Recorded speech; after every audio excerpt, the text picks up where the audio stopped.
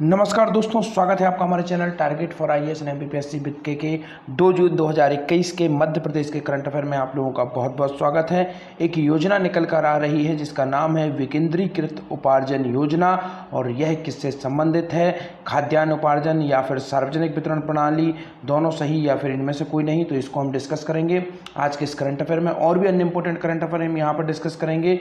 If you visiting first time my channel, please subscribe my channel, hit bell icon, new update. If you want to join my Telegram channel, link below description. You can go join my Telegram channel. There I will provide you PDF which is free of cost. PDF प्राप्त करने के लिए आपको Telegram channel join करना होगा, और जिसकी link description में है वहाँ के थ्रू आप Telegram चैनल को ज्वाइन कर सकते हैं। वहाँ पर आपको इस लेक्चर की PDF मिल जाएगी। तो चलिए शुरू करते हैं। हमारा पहला क्वेश्चन है, सुपोषित मध्य प्रदेश के लिए पोषण नीति 2020 का अनुमोदन किसकी अध्यक्षता में किया गया? काफ़ी अधिक इंपॉर्टेंट है क्योंकि सभी को मालूम होना चाहिए दोस्तों, मध्य प्रदेश को भारत का इथोपिया कहा जाता है। सबसे अधिक अगर कहीं पर कुपोषित बच्चे मिलते हैं तो वो हमारे मध्य प्रदेश में मिलते हैं। तो यह काफ़ी चिंता की विषय है, और राष्ट्रीय अंतर्राष्ट्रीय स्तर पर भी मध्य प्रदेश में हमेशा यही फोकस होता है कि किस तरीके से जो अल्प पोषित बच्चे हैं उनको सुपोषण की श्रेणी में लाया जा सके। तो जो सुपोषित मध्य प्रदेश के लिए घोषित पोषण नीति 2020 का अनुमोदन किसकी अध्यक्षता में किया गया? तो आपका ऑप्शन नंबर 1 है मुख्यमंत्री की, राज्यपाल की अध्यक्षता, प्रधानमंत्री की या फिर गृह मंत्री की। इसका राइट आंसर है आपका ऑप्शन नंबर 1, माननीय मुख्यमंत्री शिवराज सिंह चौहान जी की अध्यक्षता में अनुमोदन किया गया है। किसका? पोषण नीति 2020 का, जो कि काफ़ी अधिक इंपॉर्टेंट है दोस्तों। इसको हमें याद रखना है दोस्तों। चर्चा हुई है पोषण नीति की, तो इससे संबंधित कुछ इंपॉर्टेंट फैक्ट बता देता हूँ दोस्तों। तो मध्य प्रदेश में दोस्तों जो बच्चों का लिंगानुपात है वह कितना है दोस्तों? 918। इसको आपको याद रखना है, बच्चों का लिंगानुपात कितना है? 918। और जो नॉर्मल लिंगानुपात है, अर्थात दोस्तों जो मेल फीमेल रेशियो है, नॉर्मल मेल फीमेल रेशियो है दोस्तों, वह कितना है? 931 है दोस्तों। यह मध्य प्रदेश का है। और हमारे प्यारे भारत का कितना है? 943। तो इसको भी याद रखना है, इसका 931, इसका 943। तो यह काफ़ी अधिक इंपॉर्टेंट है दोस्तों। लिंग अनुपात या जिसे सेक्स रेशियो कहा जाता है, इसका तात्पर्य होता है 1000 पुरुषों पर महिलाओं की संख्या। दोस्तों मध्य प्रदेश का जो सबसे अधिक लिंग अनुपात है वह किस जिले का है दोस्तों? बालाघाट का। याद रखना, बालाघाट का 10-21 है बालाघाट का। अब आपसे क्या होता है दोस्तों, अब जो क्वेश्चन को टफ किया जाता है, स्पेशली एमपीपीएससी, एसआई या जो अन्य एग्जाम्स हैं, अगर वहाँ पर जो एग्जामिनर है वो आपको टफ किस तरीके से करेगा, तो वह आपसे पूछेगा कि घटते क्रम में बताइए आप मध्य प्रदेश का लिंग अनुपात, या फिर बढ़ते क्रम में बताइए आप मध्य प्रदेश का लिंग अनुपात। तो आपको इस तरीके से बताएंगे। तो मैं बता देता हूँ आपको, शुरू के 3 से 4 जिले बता देता हूँ, तो काफ़ी अधिक इंपॉर्टेंट है। जैसे कि सबसे पहले देखेंगे आप बालाघाट। इसमें दोस्तों सबसे अधिक लिंग अनुपात पाया जाता है मध्य प्रदेश के बालाघाट में। फिर इसके बाद देखेंगे आप अलीराजपुर, याद रखना है। फिर इसके बाद आप देखेंगे थर्ड, आप देखेंगे मंडला। और फिर इसके बाद आप फोर्थ देखेंगे कौन सा? डिंडोरी। तो इस तरीके से आप देखेंगे 10-21 बालाघाट का है, उसके बाद थोड़ा कम किसका है? अलीराजपुर का, फिर उसके बाद मंडला का, फिर उसके बाद है आपका डिंडोरी का। अभी मैंने आप लोगों को बताया सबसे अधिक लिंगानुपात। अब हम देखते हैं सबसे कम लिंगानुपात मध्य प्रदेश में किन जिलों में पाया जाता है। तो सबसे कम लिंगानुपात दोस्तों मध्य प्रदेश में पाया जाता है कहाँ? आपके भिंड में। काफ़ी अधिक इंपॉर्टेंट है, लगभग 800 है। तो सबसे कम लिंगानुपात कहाँ पर पाया जाता है दोस्तों? भिंड में। भिंड के बाद आप देखेंगे मुरैना में। फिर इसके बाद आप देखेंगे थर्ड नंबर पर ग्वालियर में। और फिर फोर्थ नंबर पर आप देखेंगे दोस्तों शिवपुरी में। तो इसको आपको याद कर लेना है, काफ़ी इजी है दोस्तों। अब इसके बाद जब हमने चर्चा कर ली है लिंगानुपात में, सेक्स रेशियो में जिलों की, तो अब बात हो जाए संभाग की। काफ़ी अधिक इंपॉर्टेंट है। तो सबसे अधिक जो महिलाओं की संख्या है तो वह कौन सा संभाग है दोस्तों? जबलपुर। याद रखना है, किस संभाग में सबसे अधिक महिलाओं की संख्या है दोस्तों? जबलपुर में। और जबलपुर के बाद कौन सा संभाग है दोस्तों? इंदौर में। फिर उसके बाद थर्ड संभाग कौन सा है दोस्तों? शहडोल में। इसको आपको याद कर लेना है, काफ़ी अधिक इंपॉर्टेंट है। अभी हमने देखा सबसे अधिक जो लिंगानुपात है, अर्थात सेक्स रेशियो जिसे बोला जाता है, तो उसका संभाग हमने देख लिया, जिले हमने देख लिए। अब हम देखते हैं सबसे कम जो महिलाओं की संख्या वाले संभाग हैं उसको देखते हैं। तो कौन कौन से? सबसे पहला संभाग है दोस्तों चंबल संभाग। और इसी के अंतर्गत आते हैं आपके भिंड, मुरैना, श्योपुर दोस्तों। और चंबल संभाग में दोस्तों क्या है, सबसे कम है महिलाओं की संख्या, जो मध्य प्रदेश का सेक्स रेशियो सबसे कम है अगर किसी संभाग का, तो वो कौन सा संभाग है, चंबल संभाग है। फिर उसके बाद देखते हैं सेकंड है दोस्तों ग्वालियर, काफ़ी अधिक इंपॉर्टेंट ग्वालियर। और थर्ड पर है दोस्तों आपका सागर, इसको आपको याद रखना है, काफ़ी अधिक इंपॉर्टेंट है। अभी तक दोस्तों हम लोगों ने देखा जो नॉर्मल सेक्स रेशियो था, अभी हमने देखा नॉर्मल लिंग अनुपात, नॉर्मल जनसंख्या का लिंग अनुपात। अब हम देखते हैं दोस्तों बाल लिंग अनुपात। बाल लिंग अनुपात दोस्तों 18 वर्ष से कम उम्र के जो बच्चे हैं उनको इसके अंतर्गत शामिल किया जाता है। तो मैंने शुरुआत में आपको बता दिया था कि जो बाल लिंग अनुपात के अंतर्गत 918 है, मध्य प्रदेश का काफ़ी कम है। अब यहाँ पर बताता हूँ सबसे अधिक मध्य प्रदेश का बाल लिंग अनुपात कहाँ पर है। हमने देखा नॉर्मल जो सेक्स रेशियो है वह सबसे अधिक मध्य प्रदेश में कहाँ पर है दोस्तों, बालाघाट में है। और उसके बाद आता है अलीराजपुर। यहाँ पर आप देखेंगे वाल सेक्स रेशियो आप देखेंगे, चाइल्ड सेक्स रेशियो, उसमें अलीराजपुर नंबर 1 पर आ जाता है। तो इसको आपको याद रख लेना है, अलीराजपुर जो बच्चों का लिंग अनुपात है उसमें नंबर 1 पर आ जाता है। और जो नॉर्मल लिंग अनुपात है उसमें कौन नंबर 1 पे है, बालाघाट है। और नॉर्मल लिंग अनुपात में हमारा अलीराजपुर किस नंबर पर है, दूसरे नंबर पर है। अब हम देखते हैं नेक्स्ट पॉइंट, देखेंगे यहीं से। अभी हमने देखा सबसे अधिक जो बाल लिंग अनुपात है वह कहाँ पर है, अलीराजपुर में। सबसे कम कहाँ पर है दोस्तों, सबसे कम है मुरैना में, याद रखिए सबसे कम मुरैना में। अब यहाँ पर क्वेश्चन घुमाया जाएगा। अब क्या है दोस्तों, आपको मालूम होना चाहिए डे बाय डे कंपटीशन बढ़ रहा है। अब क्वेश्चन आप ध्यान रखिए, कभी भी डायरेक्ट क्वेश्चन बहुत कम बनाए जाएंगे। अगर वो क्वेश्चन का लेवल को जब टप करेंगे तो घुमाएंगे क्वेश्चन को किस तरीके से। अभी आपने देखा बाल लिंग अनुपात, अब इसको और टप करेंगे तो किस तरीके से पूछा जा सकता है आपसे, तो पूछा जाएगा आपसे दोस्तों ग्रामीण लिंग अनुपात किस जिले का सबसे अधिक है। तो यह होता है दोस्तों घुमाने का तरीका। तो जो ग्रामीण लिंग अनुपात सबसे अधिक है वह किसका है, अलीराजपुर का है, याद रखिए काफी अधिक इंपॉर्टेंट है। और सबसे कम जो ग्रामीण लिंग अनुपात है वह किसका है, भिंड का ही है, याद रख लीजिए। जिस तरीके से हम नॉर्मल लिंग अनुपात में देखते हैं उसमें भी भिंड का सबसे कम है ग्रामीण लिंग अनुपात। तो this is very very important. इसके बाद आप बताता हूं आपको बाल ग्रामीण लिंग अनुपात। अभी हमने देखा नॉर्मल ग्रामीण लिंग अनुपात, अब देखते हैं हम लोग सेक्स जो रेशियो है किसका, बच्चों का, वह सबसे कम ग्रामीण क्षेत्र में कहां पर है। तो अभी बताता हूं सबसे अधिक यहां पर अलीराजपुर ही है, काफी अधिक याद रखना आपको। और सेकंड पर सबसे कम जो बाल सेक्स रेशियो है वह कहां पर है, आपका ग्वालियर में। तो इसको आपको याद रखना है, काफी अधिक इंपॉर्टेंट है। ग्वालियर नहीं दोस्तों, सॉरी बाय मिस्टेक, यहाँ पर मैंने आपको बता दिया ग्वालियर। सबसे कम जो बच्चों का लिंग अनुपात है वह कौन सा है दोस्तों, मुरैना ही है दोस्तों। इसको आपको याद रखना है, काफ़ी अधिक इंपॉर्टेंट है। तो मैंने आपको सभी के सभी इंपॉर्टेंट फैक्ट थे वह पूरी की पूरी बताने की कोशिश की है। चलिए देखते हैं क्या है नेक्स्ट न्यूज। सुपोषित मध्य प्रदेश के लिए पोषण नीति 2020 का अनुमोदन किया गया। मुख्यमंत्री श्री चौहान की अध्यक्षता में मंत्रिपरिषद की बैठक हुई। मुख्यमंत्री श्री शिवराज सिंह चौहान की अध्यक्षता में वीडियो कॉन्फ्रेंसिंग के माध्यम से आज हुई मंत्रिपरिषद की बैठक में प्रदेश के सभी समुदायों को पोषण एवं स्वास्थ्य की व्यापक सुरक्षा प्रदान करने तथा उन्हें सक्षम बनाने, समुदाय विशेषकर बच्चों, किशोरों और महिलाओं को उपयुक्त पोषण और बेहतर स्वास्थ्य के स्तर को प्राप्त कर सुपोषित मध्य प्रदेश की संकल्पना को साकार करने के लिए महिला बाल विभाग द्वारा तैयार की गई राज्य की पोषण नीति 2020 का अनुमोदन कर दिया गया है। तो यह काफ़ी अधिक इम्पोर्टेंट है। देखते हैं नेक्स्ट क्वेश्चन। औद्योगिक भूमि तथा भवन आवंटन एवं प्रबंधन नियम 2021 जारी किया गया है।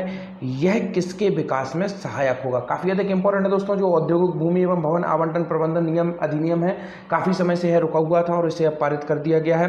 तो यह किसके विकास में सहायक होगा, आपका ऑप्शन नंबर 1 है सूक्ष्म लघु एवं उद्यम उद्योग द्वारा, भूमि आवंटन में, भूमि विकास में, या फिर इनमें से कोई नहीं। तो दोस्तों इसका राइट आंसर है one and only option number 1, जिसे हम जानते हैं सूक्ष्म लघु एवं मध्यम उद्योग, या जिसे हम जानते हैं एमएसएमई के नाम से ही। दोस्तों एमएसएमई का एक संगठित जो बनाया गया था मध्य प्रदेश में, जो वो कब बनाया गया था, एमएसएमई की डेवलपमेंट करने के लिए एमएसएमई प्रबंधन संस्थान है, उसको कब बनाया गया था मध्य प्रदेश में दोस्तों, 2016 में उसे बनाया गया था। 5 अप्रैल वह डेट थी। इसको आपको याद रखना है, काफ़ी अधिक इंपॉर्टेंट है। जो सूक्ष्म लघु उद्योग है जो बोर्ड है उसका गठन कब किया गया था, 2016 में किया गया था। भोपाल में इसका मुख्यालय है, इसको भी आपको याद रखना है, काफ़ी अधिक इंपॉर्टेंट है। अब देखते हैं, बढ़ते हैं हम लोग आगे की ओर, क्या है पूरी न्यूज उसको देखेंगे। औद्योगिक भूमि तथा भवन आवंटन एवं प्रबंधन नियम 2021 सूक्ष्म लघु और मध्यम उद्यम विकास के लिए सहायक और सक्रिय परिस्थिति का तंत्र विकसित करने में के उद्देश्य से मध्य प्रदेश एमएसएमई विकास नीति 2019 जारी की गई है।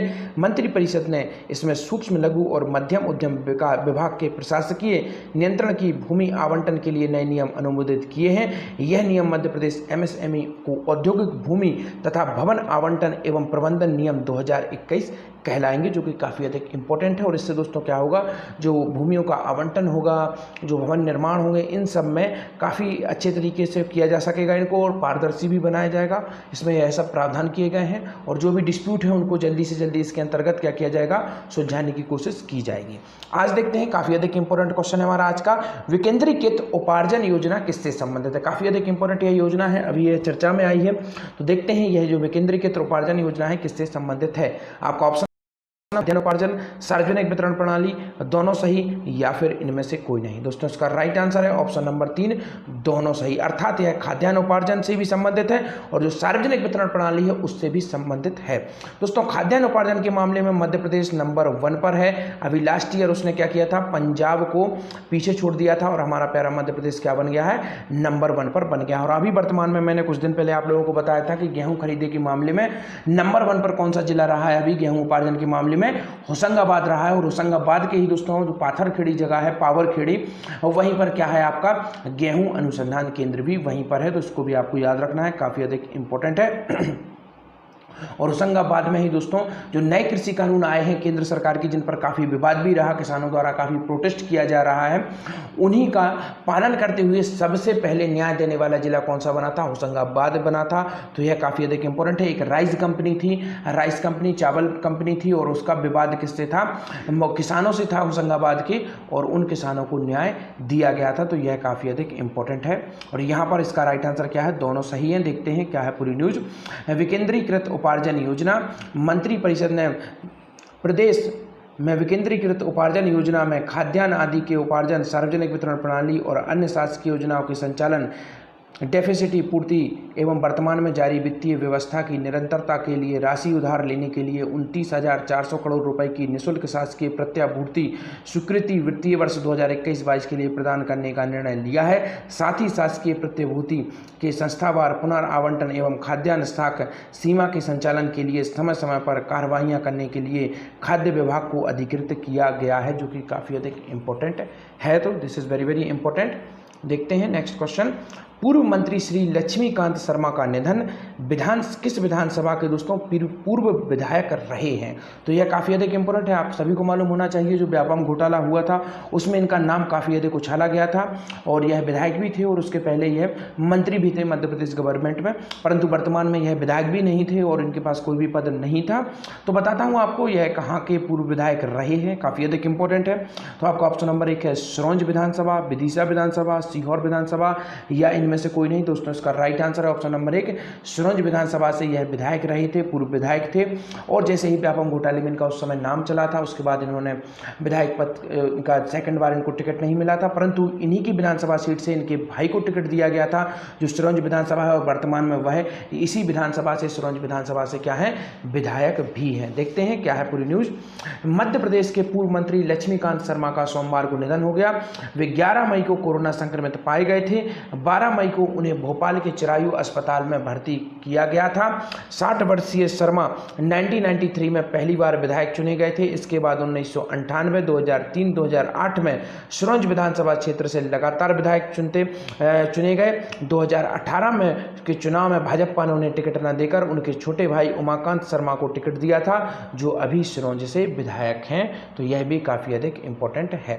देखते हैं नेक्स्ट क्वेश्चन को। मुख्यमंत्री श्री चौहान ने कहा कि कोरोना संक्रमण के प्रबंधन के लिए कितने मंत्री समूह बनाए जाएंगे। मैंने आप लोगों को पहले भी बताया था, मंत्रियों को कुछ समूह गठित किया जा रहा है, और मैंने संख्या भी उस समय आप लोगों को बताई थी, परंतु उस समय नाम नहीं जाहिर किए गए थे गवर्नमेंट द्वारा, परंतु अब नाम भी प्रोवाइड कर दिए गए हैं कि कौन कौन से मंत्री इस समूह में होंगे। तो पहले तो मैं आपको दोबारा से इसको रिवाइज करा देता हूं कि जो मुख्यमंत्री शिवराज सिंह चौहान जी ने कोरोना संक्रमण के प्रबंधन के लिए कितने मंत्री समूह की जो बनाई गई है समिति, तो आपका ऑप्शन नंबर 1 है 6, 4, 8 या फिर 10। इसका राइट आंसर है ऑप्शन नंबर 1, अर्थात 6 मंत्री समूह का गठन किया गया है कोरोना प्रबंधन के लिए। देखते हैं क्या है पूरी न्यूज। शिक्षा व्यवस्था के संबंध में विशेषज्ञों से चर्चा कर प्रस्तुत करें सुझाव। मुख्यमंत्री श्री चौहान ने कहा कि कोरोना संक्रमण के प्रबंधन के लिए 6 मंत्री समूह बनाए गए हैं। यह समूह टीकाकरण, अस्पताल प्रबंधन, जन जागरण वैक्सीन, ऑक्सीजन उत्पादन और उपलब्धता की दिशा में लगातार कार्य करते रहेंगे। सप्ताह में एक बार प्रत्येक मंत्री समूह की बैठक आवश्यक रूप से हो। इसके अतिरिक्त 7वां मंत्री समूह किससे संबंधित है दोस्तों?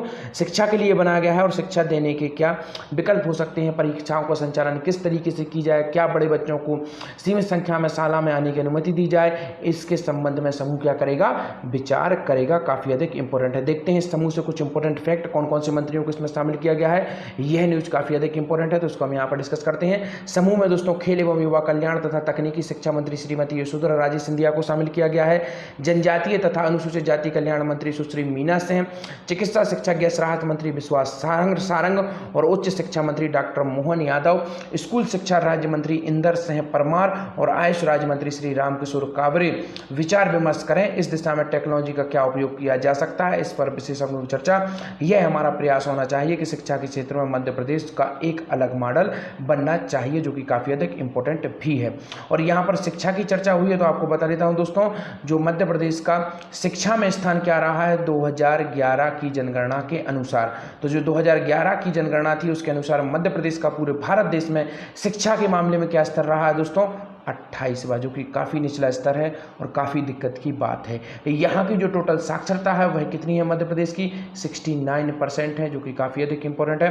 इसको आपको याद रखना है ना। तो 2011 की जनगणना के हिसाब से ये 69% जो पॉपुलेशन है मध्य प्रदेश की वह साक्षर है। इसके बाद इसमें अगर आप देखेंगे पुरुषों का, अगर आप देखेंगे तो पुरुषों का आप देखेंगे 78% है, जो कि काफ़ी अधिक इंपॉर्टेंट है। और महिलाओं का देखेंगे काफ़ी कम परसेंटेज है दोस्तों, 59.24% महिलाएं साक्षर हैं, जो कि काफ़ी दिक्कत की बात है। अगर इसे हम भारत से कंपेयर करते हैं दोस्तों, तो जहां मध्य प्रदेश का 69% है वहां भारत का कितने प्रतिशत है दोस्तों? वहां भारत का है 73%। और यहाँ पर हम पुरुषों का देखेंगे, जहाँ मध्य प्रदेश में पुरुषों का 78% है तो वहाँ भारत में कितना है? 80% है पुरुषों का और महिलाओं का 64% है। तो यह काफ़ी अधिक इंपॉर्टेंट है। और जो राष्ट्रीय औसत से उससे मध्य प्रदेश का सबसे कम है दोस्तों। मध्य प्रदेश में सबसे साक्षर जिला कौन सा है? जबलपुर है, याद रखना है आपको। 81% पीपल यहाँ पर लिटरेट हैं, सिलेक्टेड हैं, यहाँ पर एक तरीके से साक्षर हैं 81% लोग। और मध्य प्रदेश का दोस्तों सबसे कम साक्षर जो जिला है वह कौन सा है आपका? अलीराजपुर। इसको भी आपको याद रखना है, काफ़ी अधिक इंपॉर्टेंट है। अलीराजपुर की जनसंख्या मात्र दोस्तों 36% साक्षर है, जो कि सबसे कम है हमारे प्यारे मध्य प्रदेश में। तो यह भी काफ़ी अधिक इंपॉर्टेंट है। और संभाग की अगर बात की जाएगी दोस्तों, तो सबसे अधिक साक्षर संभाग कौन सा है? जबलपुर ही है। जिला भी जबलपुर है, संभाग भी जबलपुर है। परंतु जब हम संभाग की बात करेंगे सबसे कम में, वहाँ हमने देखा कि सबसे कम हमारा जो जिला था वह अलीराजपुर था। परंतु जब हम संभाग की बात करेंगे तो इंदौर आ जाएगा दोस्तों। सबसे कम महिला साक्षरता, सबसे कम साक्षरता की बात कर रहा हूँ दोस्तों, महिला साक्षरता की नहीं। और सबसे अधिक जो महिला साक्षरता है वह कहाँ पर है? वह है दोस्तों भोपाल में। इसको आपको याद रखना है, काफ़ी अधिक इंपॉर्टेंट है। देखते हैं क्या है नेक्स्ट क्वेश्चन। तो यहाँ से आपके आज के क्वेश्चन शुरू हो जाते हैं दोस्तों। आपको इन सब के आंसर देना है। किसके द्वारा शासकीय मेडिकल कॉलेज रतलाम के ऑक्सीजन प्लांट का वर्चुअल शुभारंभ किया गया? काफ़ी अधिक इंपॉर्टेंट है। काफ़ी डीपली तरीके से मैंने ऑक्सीजन प्लांट्स को कवर किया है, आप बताएंगे इसका आंसर। सेकंड आपका क्वेश्चन है आज का, कोरोना संक्रमण के नियंत्रण हेतु मुख्यमंत्री द्वारा कितने सूत्र दिए गए हैं? काफ़ी अधिक इंपॉर्टेंट है दोस्तों। और थर्ड आपका क्वेश्चन है, मध्य प्रदेश के किस शहर में एथलेटिक्स सेंटर स्थापित किया जाएगा?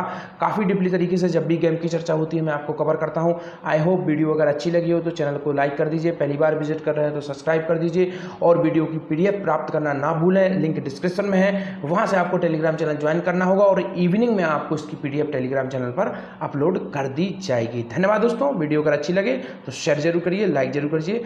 धन्यवाद दोस्तों।